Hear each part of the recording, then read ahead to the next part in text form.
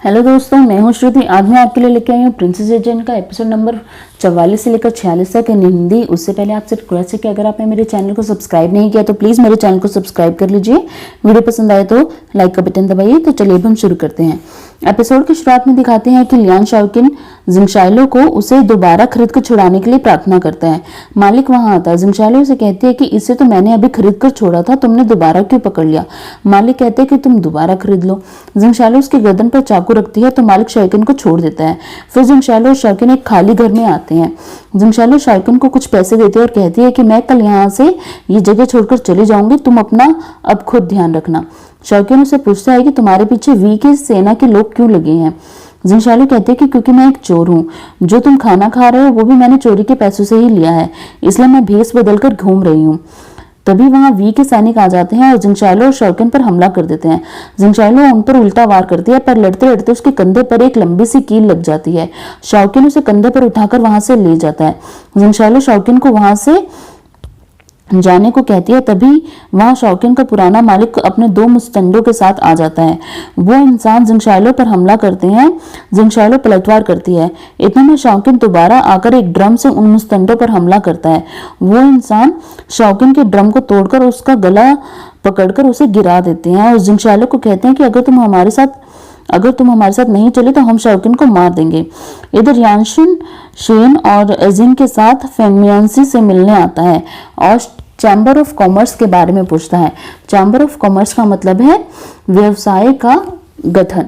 फेंगसी बताता है कि चैम्बर ऑफ कॉमर्स की स्थापना लियो शाओ ने की थी मिस्टर वू के देखरेख में।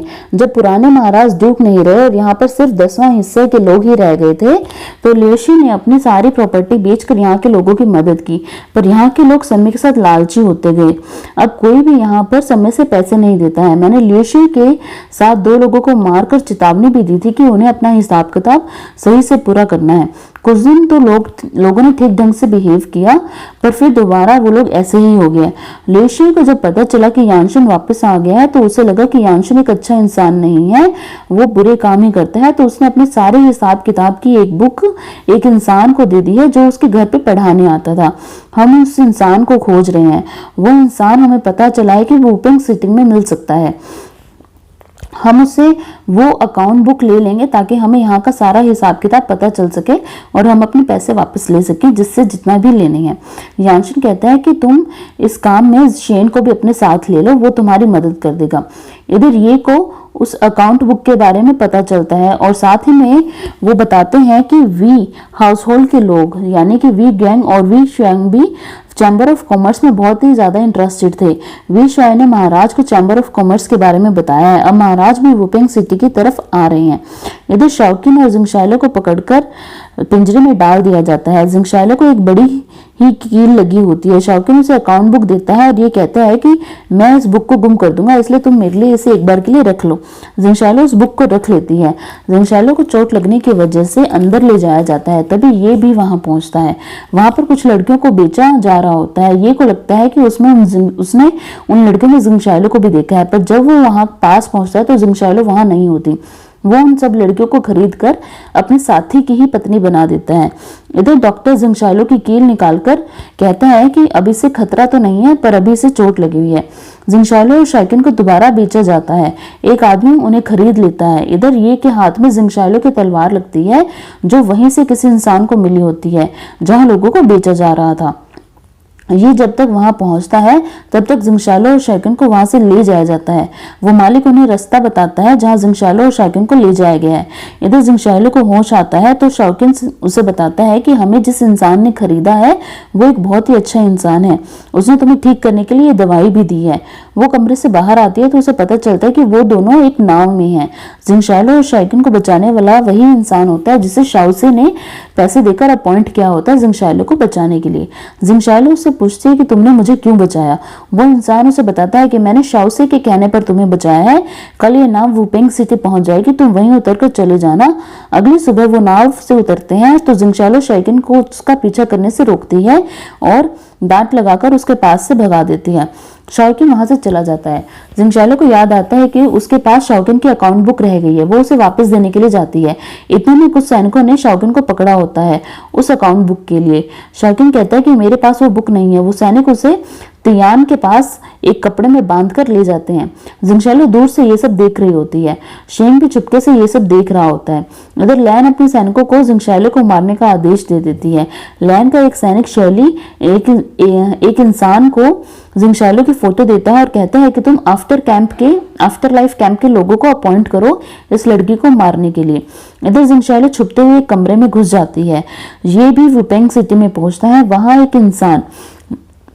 वहां तियान ये को कहता है कि मैंने स्पेशली आपके लिए एक कमरा तैयार किया है, इसमें एक बड़ी सी सुंदर लड़की है जो आपकी सेवा करेगी। इधर जिंगशालो भी उसी कमरे में होती है। वो दूसरी लड़की को बेहोश कर उसके कपड़े पहन लेती है और उसे अलमारी में बंद कर देती है।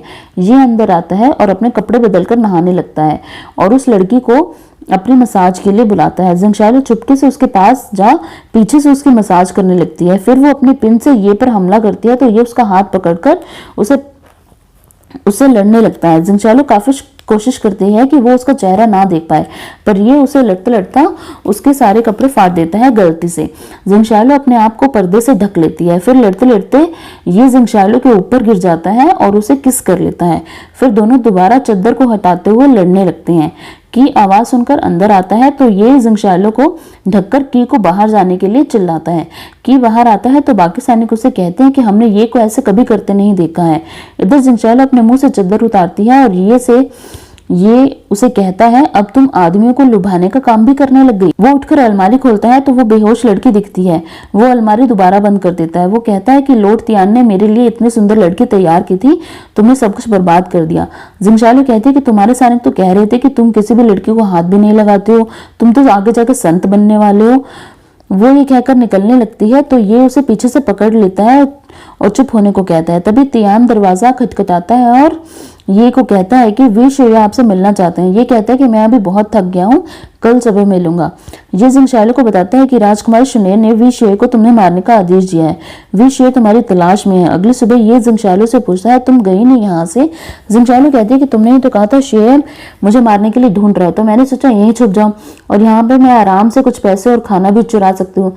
तभी शुए ये के कमरे के बाहर पहुंचता है कि उसे अंदर जाने से रोकता है। ये बाहर आता है, शुए उसे सभा के लिए बुलाता है और साथ में ही उस लड़की को भी बुलाता है जो कि रात को उसके साथ थी। देखो जिंगशालो के यहाँ पर होने का शक ना हो इसलिए वो ये के साथ जाने के लिए तैयार हो जाती है। वो अपने आप को पूरा कवर कर लेती है। ये का हाथ पकड़ सभा में पहुंचती है। शुए उसे पहचान नहीं पाता। शुए ये से कहते हैं कि मुझे लगता था कि तुम सिर्फ उस मेड जिंगशालो के अलावा किसी और को पसंद नहीं करोगे, पर मुझे लगता है कि मैं गलत था।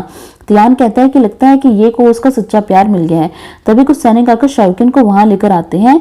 शुए अपने सैनिकों को बुलाकर उसे बंद करवा देता है ताकि वो बाद में चैम्बर ऑफ कॉमर्स के बारे में उससे सारा राज पूछ सके।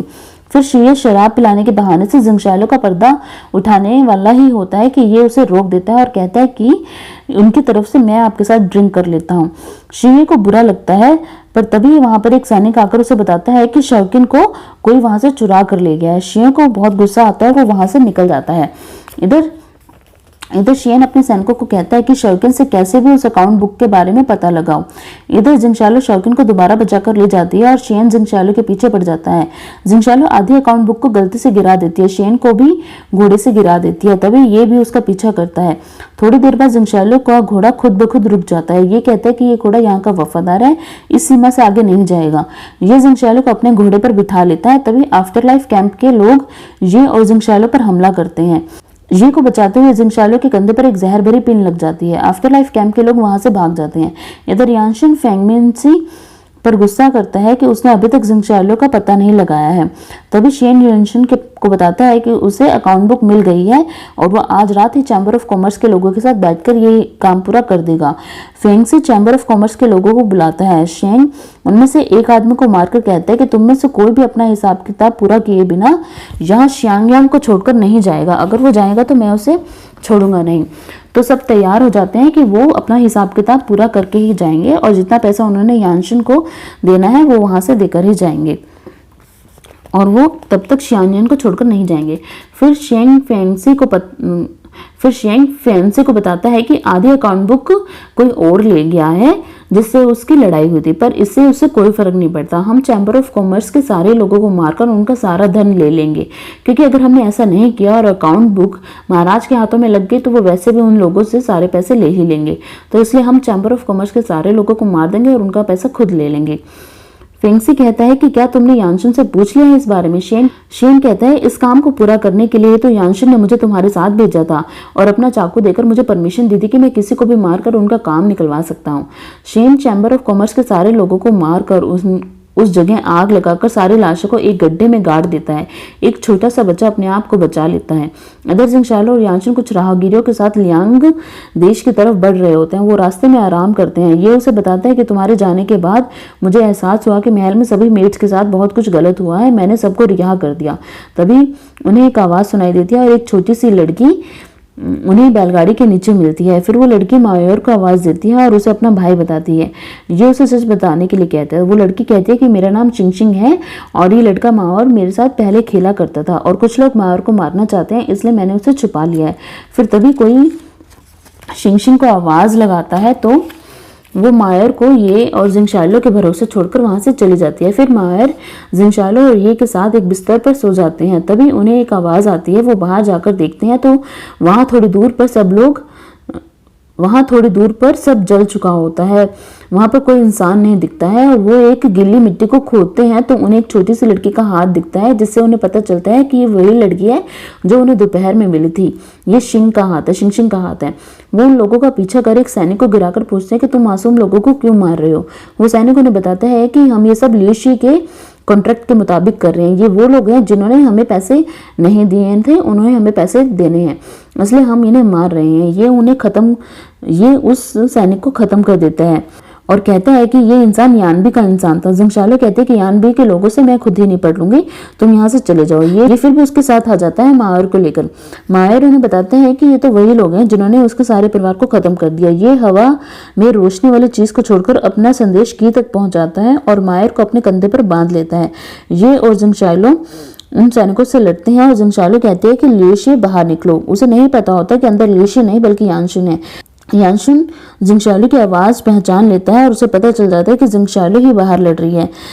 थोड़ी देर में ही यानशुन के सैनिक जिंगशालो और ये को घेर लेते हैं। यानशुन अपने मुंह को ढक लेता है और अपने सैनिकों को उन्हें बाहर जाने देने का आदेश देता है। ये कहता है कि आज तुमने हमें जिंदा छोड़ दिया तो आगे कभी हम तुमसे मिलेंगे तो मैं भी तुम्हें एक बार जिंदा छोड़ दूंगा।